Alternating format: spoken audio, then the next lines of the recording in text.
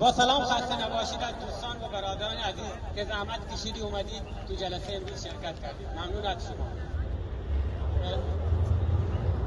ما اومدیم جمع شدیم تا صدای مردم بلوچستان را به گوش جهانیان برسانیم. صدای مظلومیت مردم محروم مورد تعویض قائل شده‌اند و گرفتار فقر و بیکاری شده‌اند. در یکی از شهرها ثروتمندترین سرزمین خاورمیانه وابسته سیاست‌های دیکتاتور مابنا حاکمیت‌ها به فقر فجیع‌ترین شکل و محروم‌ترین حالت زندگی می‌گذرانند.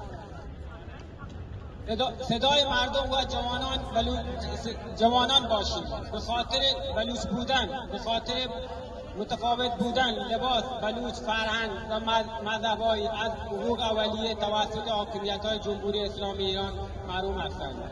جوانان با بهترین تحصیلات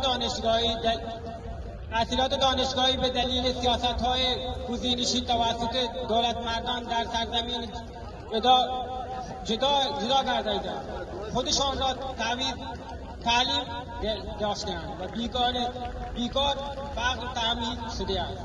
اتحاد نداشتند. امکانات اولیه زندگی، آموزش و غیره گریبان آنان را گرفتند.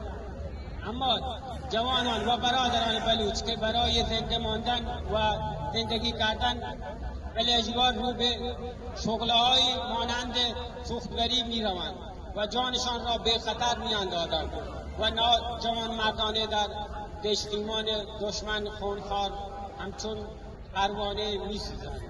ما جمع شدیم تا صدای کودکان و زنان و بیوه و پدران و شوهران یا به بهانه‌های واهی اعدام و به وابسته تیراندازی‌های مستقیم نیروهای امنیتی غیر بومی کشته شده باشیم. بلوچستان مال من و شما، بلوچستان مال ملت بلوچ است. پس به بیگانگان که در پی چپاول و ستمگری منابع و معدن‌های سرزمینمان هستند و برای ملت بلوچ فقر و محرومیت را تعمیل و فقر را به نحو خود امنیتی کردند و ادارات مهم دولتی را خاکی از بلوچ تعمیل گرداندند و نخبگان ساخته‌اند. ما به خیزیم.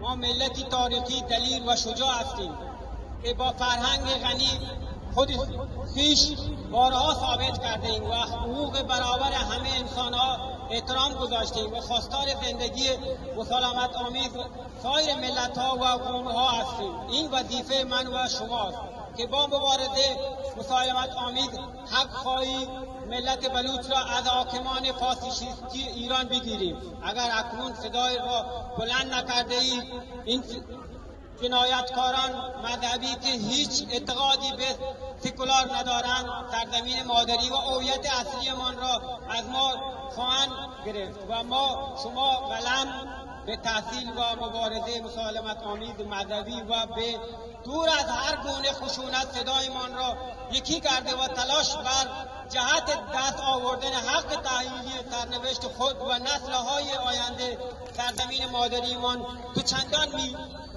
می‌گردیم. دوستان همراه شوید و همزمان و من و شما و مقابل این ظلم، ستم و حق‌پوشی هایی که توسط حاکمیت‌های ایران برای برادران، خواهران، مادران، پدران مظلوم سرزمینمان بلوچستان روا می‌دارند مسئولیم. سکوت من و شما دادخواهی ما را نیز به نوعی در جنایت رژیم دیکتاتور مذهبی ایران یکسان می‌سازد. پس سکوت را میشکنیم و با اطاعت و همدلی صدا را برای بلوچستان و بلوچ صدا بلند می‌کنیم. زنده باد بلوچستان!